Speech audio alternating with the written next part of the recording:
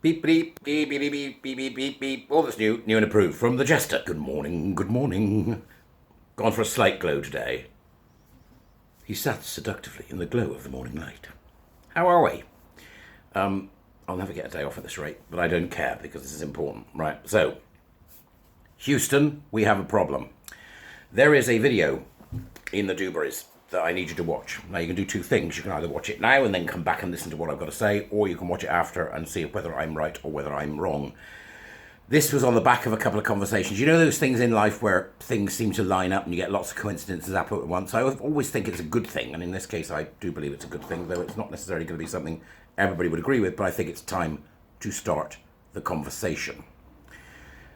The video is about a young woman who I will put all the links downstairs, in the Dewberries, who is suing the Tavistock for racism.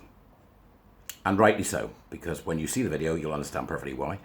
And I think it's about time we had a conversation about psychology, as she was trained to be a psychologist, and start a conversation with people that are in psychology, and possibly even law, as I had a bit of a chat, a bit of a Twitter exchange with Sarah of the Phillimore yesterday.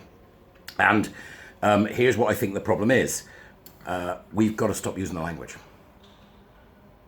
Right? We've got to stop using the language of the cult, as everybody is now calling it, because it seems to be so and does have for all of the sort of attached nonsense that comes with it. So my reasoning is this. What we're seeing in this particular video of the lady from the Tavistock is an absolute capture of knowledge production. Now, where old-fashioned Marxists would want to do seize the means of production, all that business, but don't try not to kill people. Oh, damn, you killed millions. So seize the means of production. In this case, cultural Marxists seize the means of production of knowledge, which is obviously the universities, the schools, the psychological associations, any law schools, anywhere. It could be anywhere. It could be anywhere in the world as well, for that matter, though it's mostly a Western phenomenon, being exported currently to India by Stonewall. Right, okay, so here we go, right? Houston, we have a problem. So I'm watching all of this fallout from the Tavistock and the news from the NHS and everything else that comes with it, and then I'm watching the video of the lady who's taking the Tavistock to court because of racism. It is time for us to recognise that there are three things at play here. Main things, okay? And all of them come from the vile udder named critical social justice. Power and oppression. Power and oppression, that's all they're interested in. And this particular udder has, as far as we can see currently, there may be a fourth, we'll come to that at another time. Critical race theory, queer theory, and gender identity ideology are the three septic teats of this, particularly rancid udder. Now, I've said this before on Glinner, some of you remember, but critical race theory. When Kimberly Crenshaw came up with the idea of critical race theory, it was because there was a particular individual that was being persecuted by the courts of America, and it had absolute veracity in that legal field. It was absolutely necessary in the legal field in that case, right?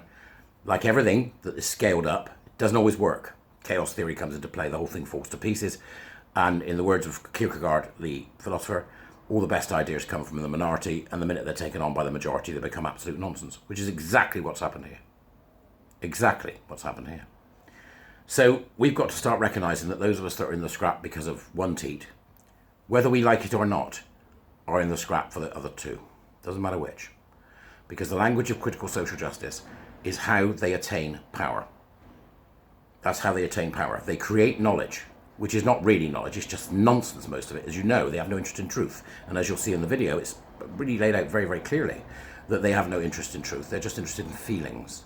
Feely feels. Me. I feel, people say all the time. Stop saying that for a start. Don't say I feel, say I think. Let's really start attacking this at the root. So my suggestion is as follows to all the psychologists out there and the organisations that are involved in this particular situation. You cannot move forward, whether it be me, Gen Spect, anybody, any organisation, and I mean this with love. We cannot go forward if you do not drop the argot of these ridiculous swine we're fighting. And argot is a given set of language codes for a particular group.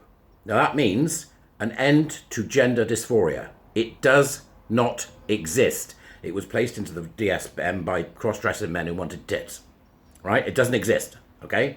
So we now call it, as far as I'm concerned, body dysmorphia, which it is, just like anorexia. Let's put it back in its correct category. Let's stop these recategorization games that are being played by the critical social justice advocates.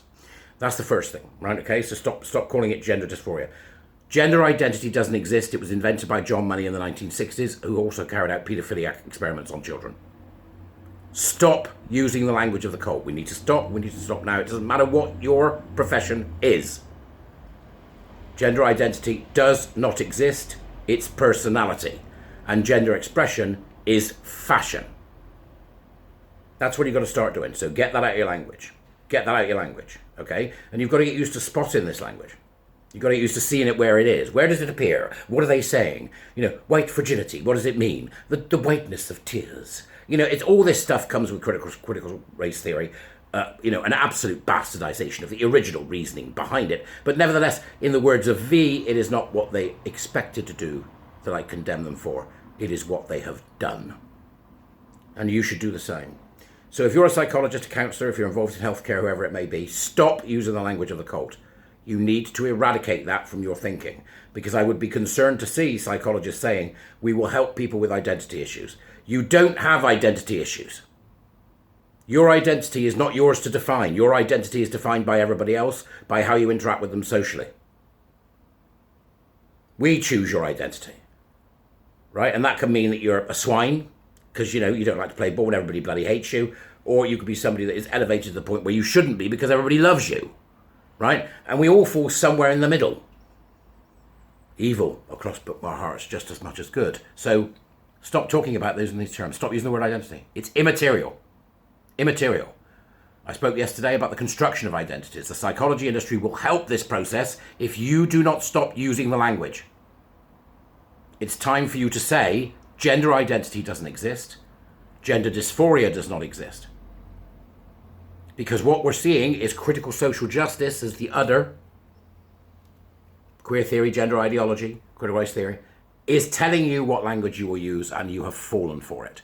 We all need to stop doing it. Speaking to Sarah yesterday, there was a particular document that I analysed the other day, the NHS document. If there is one instance of the word gender in it, it's no good.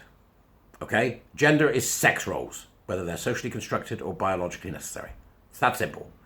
Stop using the language, which has been taken incidentally from the USA. Stop using the language because you need to, okay? Now, if you want to understand where all of this comes from, if you want to look back at what WPATH were, if you want to look back at where critical race theory came from, then you've got to understand that we've moved as a society. We are having an eon change, right? And understanding what an eon change is can be difficult because it is a major shift in how we do things. And I understand that you're frustrated.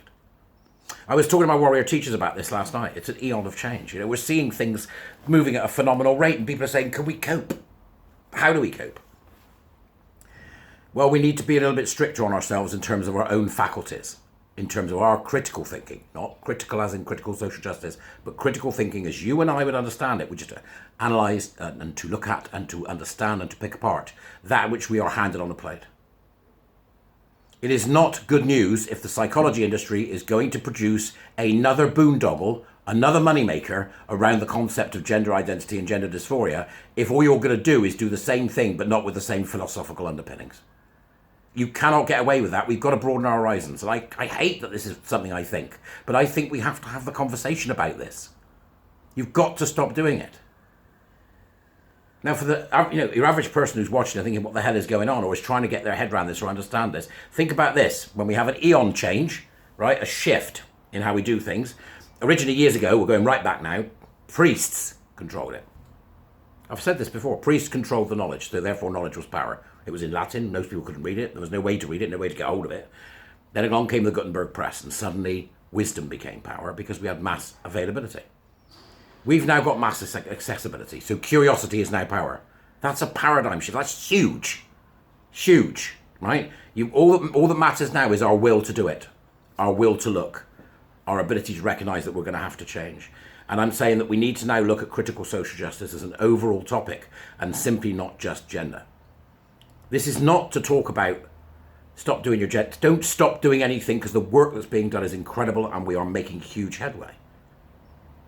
Right? Don't think that's what I mean, because it's not what I mean for a second. What I mean is, By all means, we keep doing the queer stuff, queer theory, getting rid of that, gender identity ideology, getting rid of that. But we've now got to start paying attention to the fact that there's a critical race theory there, right? The bastardization of it.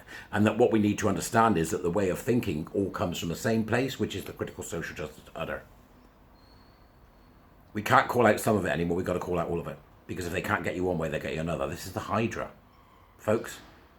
So we need to look very carefully at the language we're using, and we need to make statements, as I'm going to make right now. The Warrior Teacher Program does not believe that gender identity and gender dysphoria exist. There is no such thing as a gendered soul. Gender itself is an American term, we don't use it. Sex roles, either socially constructed or biologically necessitized? I really am mad. Necessity, right? So understand that, okay? That's about us putting our language together. It's about understanding language. I was thinking about this earlier on, actually. There was a lovely story years ago about these two doctors who hailed to the NHS from the African subcontinent. And they were stood in the passageway of the hospital one day, and one was saying to the other, no. It's Woomba. WOOMBA. To which the other one said, don't be ridiculous. It's Woom. WHOOMB. And this other doctor who was walking by poked her head into the conversation. She said, I hate to put you right, she said, but I think the terms that you're looking for is womb. WOMB. Womb. And she walked off, to which the two doctors looked at each other and said, for goodness sake, he said, what is this woman going on about? She says, I expect she's never seen a hippopotamus, let alone heard one fart underwater. I don't know why I thought that, but I did. Language is everything. Understanding is everything. All of this comes from culture, but it is now, they will get it into politics if they can, which is what's happening to psychology. They are rotting away at us from the very, very beginning at the universities. That's what they're doing. And the psychology teaching colleges and wherever else it is that you're doing it. Stop using their language. Make declarative statements about where you stand, because this cannot happen. Okay? It cannot happen. You cannot start farming this and think that you can take part of it and leave the rest. I'm sorry, you can't. Let's have the conversation. Is it time for organisations to make statements such as gender identity doesn't exist? Gender dysphoria is actually body dysmorphia. And no, we will no longer use the language of the cult. Let's start the conversation. We need to. I think it's important that we find out where we are. Okay, that's about it for today. Go and have some fun. It's Monday, and I am actually going to have a day off. I'm not really, am I? Beep, beep, that's it. All that's new and approved from the Jester.